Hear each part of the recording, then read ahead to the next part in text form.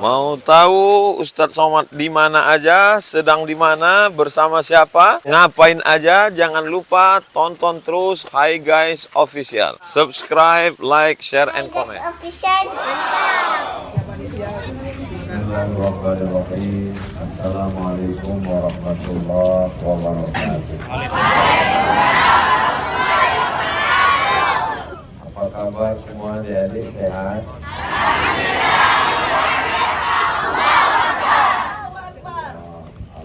Alhamdulillahirrahmanirrahim. Kullu amrin ribalir, semua amal yang baik walam yubda bi bismillah, kalau tidak dimulai dengan nama Allah, bahwa apa maka amal itu putus. Artinya putus, tak bisa dibawa bekal mati menghadap Allah. Apakah berkemah ini bisa jadi amal? Ragu Pak? Bisa. Dengan syarat menyebut nama Allah. Bismillah aku berkemah. Apakah kita kumpul-kumpul ini bisa jadi amal? Bisa. Dengan syarat menyebut Allah. Yang membuat kita bisa kumpul, jalan, hidup, ngomong, berdiri, bicara, ini siapa? Allah. Maka kita puji Allah dengan ucapan Alhamdulillah. Yang mengajarkan kita nama Tuhan kita itu Allah. Bersyukur, mengucapkan Alhamdulillah, mengawali perbuatan dengan Bismillah. Siapa yang mengajarkan? Nabi Muhammad. Maka kita berselawat kepadanya.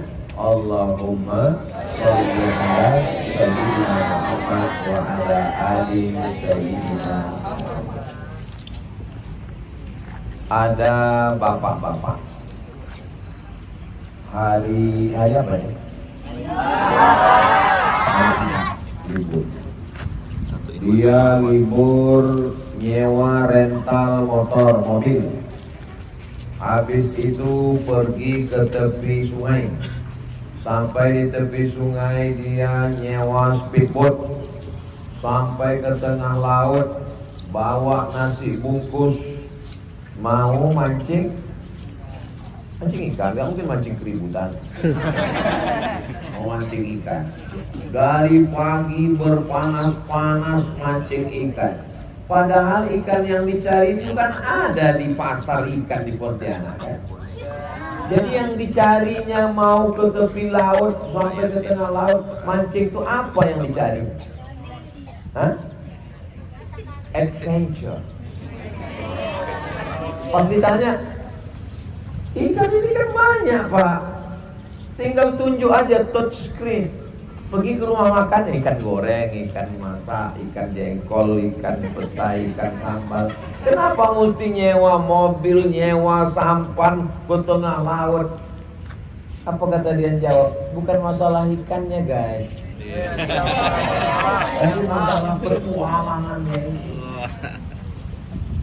Jadi yang indah itu sebetulnya makan ikannya atau petualangannya? Kan enak. Masuk rumah, bentang kasur, baring, bismika, Allahumma. Ngapain berkemah-kemah di tempat parkir? Ini kan tempat parkir ini. Berkemah-kemah, masuk angin, datang pula ular dari situ. Apa berkemah-kemah? Ada sesuatu yang tak bisa diungkapkan dengan kata. Ini adalah masalah rasa berkemah. Ustaz Somad nggak bisa merasakannya karena Ustaz tidak berkemah. Coba kalau diajak dari mana?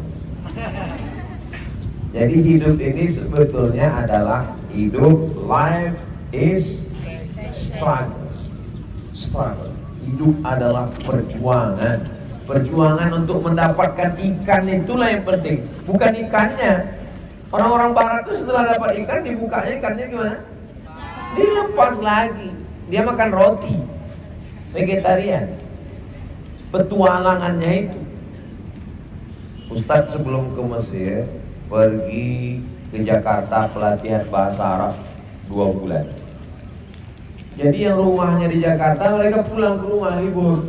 Ustadz karena rumah jauh di Pulau Sumatera, naik pesawat 1,5 jam, tiket mahal, jadi tak pulang. yang dari Aceh, yang dari Padang, yang dari Palembang, yang dari Medan, kami tak pulang. Kebetulan kami belum pernah ke Jakarta. Kemana kita? Jalan-jalan. Mau jalan kemana? Yang penting jalan.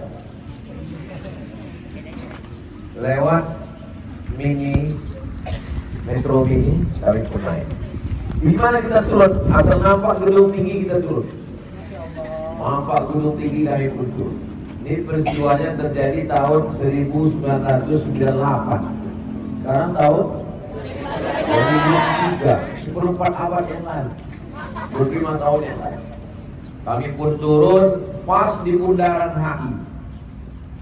Ada gedung tinggi, Plaza Indonesia. Kami pun naik ke atas. Ini plaza. Kami sangka plaza itu mall. Sampai ke atas semuanya kantor-kantor. Tiba-tiba hilang kawan saya di sana. Mana kawan tadi? Cari mundur ke belakang. Dia sedang duduk santai di atas kursi kayu jati. Terus saya tanya, kenapa kau duduk di atas kursi kayu jati ini? Apa gunanya? Kata dia, coba tengok harganya, Mas. Tengok harga di belakang. Waktu itu 25 tahun yang lalu mahal itu. Harga kursi jati 15 juta kan. Terus apa hubungannya? Ya paling tidak aku pernah duduk di kursi jati 15 juta semua. Orang cuma tahu kursi jati di Plaza Indonesia, di pusat kota Jakarta, di gedung yang tinggi. Orang tidak pernah tahu dari mana kayu jati kursi itu datang. Betul? Dia berasal dari kayu jati di pedalaman hutan Jawa Timur, Jawa Tengah. Dari mulai kayu jati kecil menjadi besar, setelah besar dipotong, dijemur, kulitnya dikupas, digambar, dipahat, kertas pasir, didempul, dicat. Setelah jadi kayu jati, semua orang mau duduk, semua orang ingin memilikinya, dan semua orang akan berdecak kagum menengoknya, macam menengok kucing Anggora. Untuk menjadi tempat duduk saja perjuangannya panjang, tapi orang tidak pernah tahu perjuangannya. Orang tahunya ada kursi kayu jati. Apanya yang bernilai? Kayu jatinya atau perjuangannya? Perjuangannya, ceritanya. Ada seorang anak lajang, sudah selesai kuliah, sudah kerja, sudah punya kepribadian, rumah pribadi, mobil pribadi, dan akan menikah dengan seorang anak gadis. Suatu hari mereka pergi ke mall untuk membeli cincin yang akan dipakai nanti nikah. Beli yang mana ya? Kata si laki-laki. Beli ini aja bang. Yang mana? Yang ini. Cincin apa? Berlian, berbalut emas. Tanyalah tukang. Ini berapa harganya kok? 300 juta. Sakit gantung laki-laki dulu. Orang cuma tahu tentang batu berlian berbalut emas. Tahukah orang perjuangan batu berlian ini sampai ke toko emas di mall cantik megah mewah ini? Orang tak mau tahu. Orang tak tahu bahwa batu berlian berasal dari dalam gunung. Ada batu dipecah, lalu kemudian digosok, digerenda, lalu kemudian digosok lagi pakai air. Setelah jadi, baru diletakkan di emas. Emasnya dari pedalaman Kalimantan. Kita lanjutkan setelah pesawat lewat berikutnya. Orang mengambil emas itu dari sungai pedalaman, lalu kemudian diambil pakai macam kuali, bukan? Macam kuali, lalu digoyang di dalam air itu, karena emas masih bercampur dengan kuning-kuning di dalam. Pasti, ini bukan emas. Apa nih? Tanah liat. Ini kuning satu lagi, agak lain bentuknya ini. Rupanya inilah emas yang asli, bukan pula emas bongkahan. Butiran-butiran emas kecil-kecil disatukan, dikasih merkuri, dibakar, dibentuk, dipahat, digambar, diukir, barulah jadi emas yang cantik. Setelah jadi, diletakkan di mall, dikasih harga, dipasangkan, orang semua berdecak kagum pas menengok. Di mana? Wow, amazing. Orang tidak pernah mau tahu perjuangan emas ketemu dengan intan, ketemu dengan diamond, sampai akhirnya dijual. Yang mahal itu emasnya atau perjuangannya? Sampai di sini paham? Apanya yang paham? Bahwa adik-adik juga ada perjuangan. Orang tak pernah tahu bagaimana Ustaz Somad kuliah dulu ke Mesir, dari Mesir pergi ke Maroko, dari Maroko pergi ke Sudan. Berapa kali dia tak makan nasi karena nasi tak ada, makan gandum, masuk angin gembung. Tak mau tahu. Orang tahunya siapa itu? Ustaz Abdul Somad. Cuma dia kuliah dulu, aku tak tahu. Begitu juga adik-adik ini dia masa akan datang. Tahun 2040 ini ada yang jadi gubernur Kalimantan, ada yang jadi wali kota Pontianak, ada yang jadi jenderal, ada yang jadi dokter hukum, ada yang jadi dokter spesialis. Dan orang tak pernah mau tahu tentang perjuangan adik-adik, pernah tidur di lapangan parkir.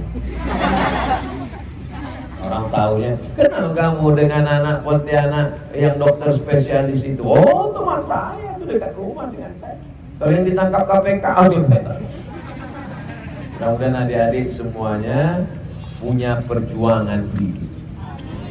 Karena banyak orang sekarang tak mau berjuang. Coba renungkan gambar duit. Pejamkan mata. Nampak? Warnanya? Merah. Hadiah. Semua orang kalau disuruh bayangkan duit, yang terbayang adalah perjuangan warna merah. Orang cuma tahu proklamasi kemerdekaan Indonesia Soekarno Hatta.